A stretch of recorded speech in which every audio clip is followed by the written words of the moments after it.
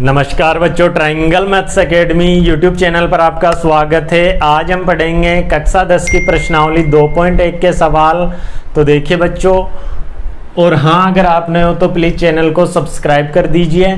तो देखिए बच्चों, आज हम पढ़ेंगे प्रश्नावली 2.1, जिसमें हम प्रश्नावली पढ़ने से पहले मैं आपको बहुपद के शून्यंक समझाना चाहूँगा, क्योंकि परिचय में मैंने डिटेल से नहीं समझाया क्योंकि वीडियो बड़ा हो जाता। तो 2.1 ओनली 2-3 मिनट की प्रश्नावली है, तो मैंने सोचा इसमें मैं शून्यंक समझा देता हूँ और फिर प्रश्नावली बता देंगे। तो देखिए बच्चों, बहुपदों के शून्यंक क्या होते हैं। तो देखिए, किसी बहुपद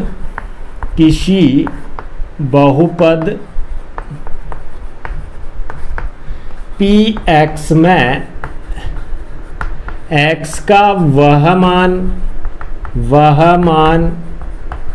जो Px को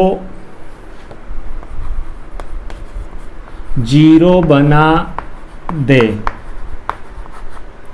यानी शून्यंक वो कहलाते हैं किसी बहुपद Px में x का वह मान जो Px को क्या बना दे, शून्य बना दे, वही उन्हें हम क्या कहते हैं, शून्यंक कहते हैं। इसको मूल भी बोल सकते हो, शून्यंक को हल भी बोल सकते हो, किसी बहुपद का हल। तो देखिए, अब इसको समझाता हूं मैं आपको। Px एक बहुपद है, जैसे कि 2x - 4, ठीक है। 2x - 4 एक बहुपद है। अब मैं यहाँ पे x का मान रख रहा हूँ 2। x का मान कितना रख रहा हूँ, 2। तो देखिए, इस Px में अगर मैं x का मान 2 रखूंगा तो यहाँ x की जगह भी 2 रखना पड़ेगा, बराबर 2। यहाँ ब्रैकेट में x की जगह भी 2 रख देंगे, -4। P - 2 बराबर 2 दूना 4 हो जाएंगे, -4, यानी P2 का मान हो जाएगा 0, ठीक है। तो P2 का मान 0 हो गया, यानी Px का मान क्या हो गया, 0 हो गया। तो ये x बराबर 2 इस बहुपद का क्या कहलाएगा, शून्यंक कहलाएगा, ठीक है। शून्यंक ध्यान से समझना, क्योंकि इस प्रश्नावली में ज्यादातर सवाल जो पूछे जा रहे हैं वो शून्यंक से संबंधित ही पूछे जा रहे हैं। अब बच्चों, मैं आगे आपको बताऊंगा कि बहुपद मैंने बताए थे घातों के आधार पे। बहुपद 3 प्रकार के होते हैं। बहुपद के प्रकार घातों के आधार पर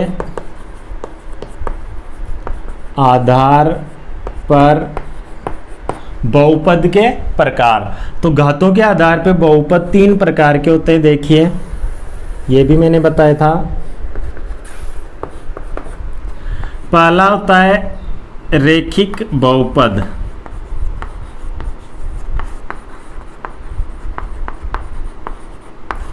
दूसरा होता है द्विघात बहुपद।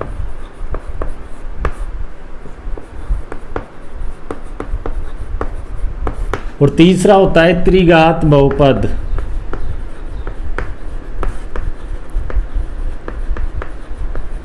वैसे बहुपद में 4 घात भी होती है, 5 घात भी होती है, लेकिन हम यहाँ पे जो 10th क्लास में हम पढ़ेंगे वो रेखिक बहुपद, द्विघात बहुपद, त्रिघात बहुपद, यानी 3 प्रकार के बहुपदों के बारे में पढ़ेंगे। तो देखिए, रेखिक बहुपद का जो व्यापक रूप होता है, शॉर्ट रूप, यानी इस रूप में लिखे जाते हैं सारे के सारे रेखिक बहुपद, उसको हम व्यापक रूप बोलते हैं। तो देखिए, ax + b, ये इसका व्यापक रूप होता है रेखिक बहुपद का। द्विघात बहुपद का व्यापक रूप होता है ax² + bx + c। और त्रिघात बहुपद का व्यापक रूप होता है ax3 + bx2 + cx + d। ये तीनों प्रकार के बहुपदों के व्यापक रूप मैंने लिखवा दिए। ax + b ये तो रेखिक बहुपद होता है। ax² + bx + c ये द्विघात बहुपद होता है, क्योंकि इसमें अधिकतम घात 2 आ रही है। ax की घात 3 + bx की घात 2 + cx + d ये त्रिघात बहुपद है, क्योंकि अधिकतम घात कितनी आ रही है, 3 आ रही है। तो रेखिक बहुपद का मतलब होता है जिसमें घात 1 हो, जिसमें 2 घात हो, और जिसमें 3 घात हो। ठीक है, तो बच्चों मैं आपको बता दूं कि शून्यंक उतने ही होते हैं जितनी बहुपद में घात लगी हुई है। तो रेखिक बहुपद में 1 घात है तो इसमें शून्यंकों की संख्या हो जाएगी, शून्यंकों की संख्या, शून्यंकों की संख्या होगी 1। ठीक है, इसमें शून्यंकों की संख्या होगी 2 और इसमें शून्यंकों की संख्या होगी 3। ठीक है, तो जितनी घात लगी हुई है चर के ऊपर अधिकतम घात वो ही उसमें शून्यंकों की संख्या होती है, यानी शून्यंकों की संख्या इसमें रेखिक बहुपद में 1 होगी, द्विघात में 2 होगी और त्रिघात में 3 होगी। ठीक है, अब देखिए रेखिक बहुपद को हम जो रेखिक बहुपद के जो शून्यंक होते हैं उनको हम एल्फा से दर्शाते हैं। ठीक है, द्विघात बहुपद के जो शून्यंक होते हैं उसको हम एल्फा और बीटा से दर्शाते हैं। इसको बी की तरह लिखते हैं लेकिन थोड़ा लंबा होता है, इसको बीटा बोलते हैं। और त्रिघात बहुपद के जो शून्यंक होते हैं उनको एल्फा, बीटा और गामा से दर्शाते हैं। ये गामा आर की तरह गामा होता है, तो इसका तो एल्फा, इसका एल्फा बीटा गामा, इस रूप में इनको दर्शाया जाता है। अब देखिए गुणांक क्या होते हैं, गुणांक भी समझ लो। बहुपद के गुणांक, बहुपद के गुणांक देखिए, या x से जो पद गुणा है उसी को इस पद का गुणांक कहेंगे। जैसे x का गुणांक हो जाएगा 1, x का गुणांक a हो जाएगा, यहाँ पे 1 नहीं सॉरी, x का गुणांक क्या हो जाएगा, a हो जाएगा। और ये अचर पद है, ये होता है x की घात 0 का गुणांक। x की घात 0 का गुणांक क्या होता है, b होता है। x की घात 0 का मतलब है 1, यानी यहाँ पे x की घात 0 होती है जिसको 1 लिखते हैं, और 1 को किसी भी संख्या से गुणा करो वही संख्या आती है, इस वजह से यहाँ पे b होता है। ठीक है, तो ये चीज़ें समझ में आ गई। अब यहाँ पे भी गुणांक समझिए, एक्स स्क्वायर का गुणांक हो जाएगा a, जो एक्स स्क्वायर से गुणा के रूप में है, और x का गुणांक हो जाएगा b, और x की घात 0 का गुणांक हो जाएगा c, ये c। ठीक है, अब यहां पे देखिए x की घात 3 का गुणांक a, x की घात 2 का गुणांक b, और x की घात 1 का गुणांक c, और x की घात 0 का गुणांक हो जाएगा d। ठीक है, तो ये सभी इनके गुणांक होते हैं, ये भी अच्छे से आने चाहिए। अब हमने क्या पढ़ लिया, बहुपद के शून्यंक क्या होते हैं ये समझ लिए। बहुपद 3 प्रकार के होते हैं, और जितने बहुपद में घात होती है उतने उनके शून्यंक होते हैं। कम अधिकतम उतने ही होंगे, कम कितने हो सकते हैं। जैसे इसमें 1 है तो 1 तो होगा ही होगा, 0 भी हो सकता है। इसमें 2 है तो 2 तो होगा ही होगा, या फिर किसी किसी में 1 भी हो सकता है और किसी किसी में 0 भी हो सकता है। इसमें 3 आ रहा है अधिकतम, यानी ज़्यादा से ज़्यादा 3 हो सकता है, 2 भी हो सकता है, 1 भी हो सकता है और 0 भी हो सकता है। तो इसके जो शून्यंक होते हैं उनको एल्फा से, इसको एल्फा बीटा से, और इसको एल्फा बीटा गामा से दर्शाया जाता है। अब इनके गुणांक मैंने क्यों समझाए हैं, अभी आपके काम आएंगे।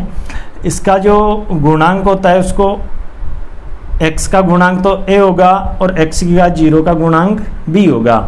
यहाँ पे x स्क्वायर का गुणांक a, x का गुणांक b, और x की घात 0 का गुणांक c। जो अचर पद होता है वहाँ पे होता है x की घात 0। एक्स क्यूब की घात, एक्स क्यूब का गुणांक हो जाएगा a, एक्स स्क्वायर का गुणांक हो जाएगा b, और x का गुणांक हो जाएगा c, x की घात 0 का गुणांक हो जाएगा d। अब देखिए यहाँ पे गुणांक और शून्यंक, ये तो हो गए गुणांक और ये हो गए शून्यंक, इनमें संबंध समझेंगे। तो देखिए गुणांक व शून्यंक में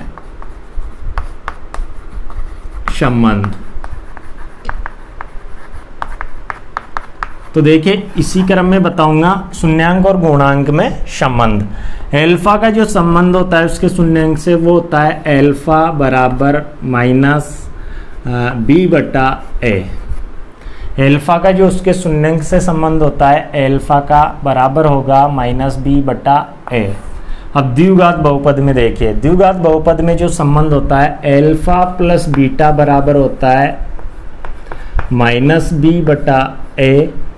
एल्फा और बीटा को अगर जोड़ दिया जाए तो उसका संबंध किससे होता है, बी बटा ए से, माइनस बी बटा ए से, यानी एक्स के गुण माइनस एक्स का गुणांक बटा एक्स स्क्वायर का गुणांक। और एल्फा बीटा यानी इनका गुणनफल बराबर होता है सी बटा ए। इनका जो दोनों शून्यंकों का जो गुणनफल होता है वो होता है सी बटा ए। अब इसमें समझिए त्रिघात बहुपद में क्या होता है, alpha plus beta plus gamma बराबर होता है माइनस बी बटा ए, यानी तीनों शून्यंकों का योग किसके बराबर होता है, बी बटा ए के। अब बी क्या है, एक्स स्क्वायर का गुणांक, और ए क्या है, एक्स क्यूब का गुणांक। ठीक है, अब देखिए alpha beta plus beta gamma plus gamma alpha बराबर होता है सी बटा ए, यानी दो दो गुणांकों का गुणनफल और उनका योग किसके बराबर होता है, सी बटा ए के। तीसरी चीज है कि तीनों गुणांकों का गुणनफल होता है माइनस डी बटा ए के। तीनों जो शून्यंक है उनका गुणनफल किसके बराबर होता है, डी बटा ए के, माइनस डी बटा ए के। तो ये संबंध भी आपको पता होनी चाहिए, माइनस की जगह माइनस का ध्यान रखना, यहाँ पे भी माइनस है और ये प्लस में है, ये भी प्लस में। ठीक है, तो ये अच्छे से समझ में आ गए होंगे। अब पढ़ेंगे अपन 2.1। तो देखिए बच्चों, अब 2.1 में एक ही सवाल है। पहला, किसी बहुपद px के लिए y बराबर px का ग्राफ नीचे आकृति में दिया गया है। प्रत्येक स्थिति में px के शून्यंकों की संख्या ज्ञात कीजिए। तो हमने 9th क्लास में भी ग्राफ बनाए थे समीकरणों से, ये समीकरण ही है, लेकिन हम पढ़ रहे बहुपद है, लेकिन बहुपद को ग्राफ में दर्शाने के लिए उसको समीकरण बनानी पड़ती है। यहाँ पे जो px दिया हुआ है उसको y के बराबर रखकर समीकरण बना लेंगे। जैसे px मान लीजिए 2x माइनस 2 दिया हुआ है, तो यहाँ px की जगह रख देंगे y बराबर 2x माइनस 2, तो ये क्या बन जाएगा, समीकरण बन जाएगा। तो इसको ग्राफ में दर्शाया गया है। अब ग्राफ में कैसे दर्शाते हैं, y के बराबर रखकर, क्योंकि ग्राफ के अंदर होते हैं दो निर्देशांक x और y। जब तक x और y निर्देशांक, दो निर्देशांक नहीं आएंगे किसी बिंदु के, तो उसको ग्राफ में दर्शाया नहीं जा सकता। ठीक है, इस वजह से इसको y के बराबर रखा जाता है। तो ये पूछ रहा है कि px के शून्यंकों की संख्या बताओ। तो तुम्हें ग्राफ की नॉर्मल जानकारी दे देता हूँ। वैसे तीसरी प्रश्नावली है जो 10th क्लास की, उसमें ग्राफ को हम अच्छे से पढ़ेंगे।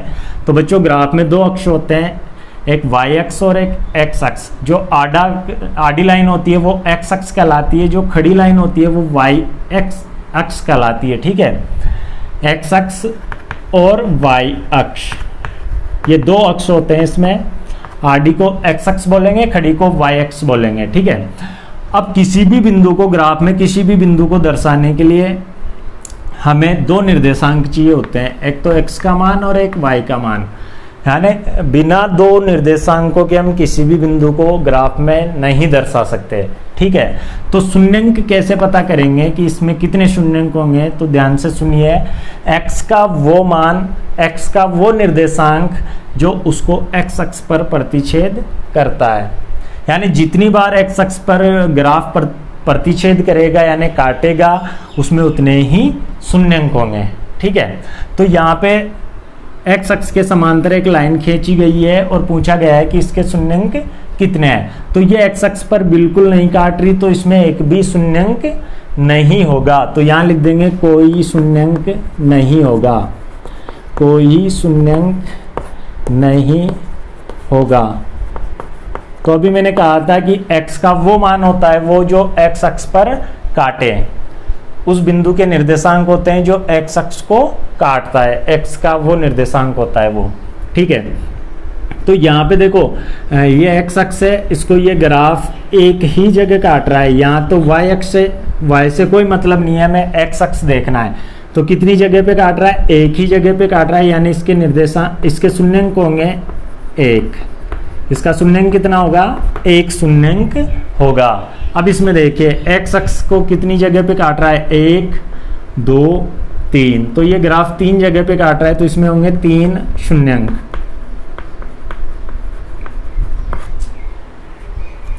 ठीक है, और एक्स अक्ष पर कोई ग्राफ काटता है तो वहां y0 होता है, यानी x का ही निर्देशांक होता है, और वो x का निर्देशांक ही शून्यंक कहलाता है। जैसे यहाँ 2 पे काट रहा है, तो ये जो 2 है, x का मान 2, वही शून्यंक होगा।